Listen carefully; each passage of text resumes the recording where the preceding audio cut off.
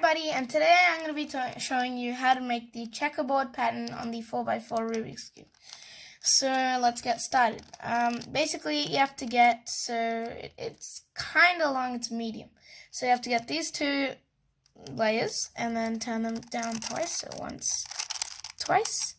And then you have to get these two layers, so that layer, and then turn them twice, once, twice. And then now, so you're looking at the cube like this, and then you have to get these two layers. So those two, and then you have to turn them once, twice.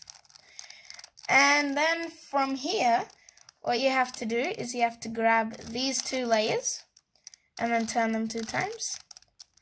And then you have to grab the top 2 layers, and then turn them 2 times. Then you have to grab the right 2 layers again, and then turn them 2 times. And then the front 2 layers and turn them 2 times. And there you go, you have the checkerboard pattern.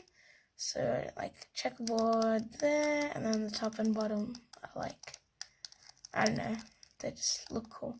Alright, so that's basically it, guys. If you like this video, please make sure to hit the like button, which is right down there, as well as the subscribe button, which is right next to it. And goodbye, see you in my next video.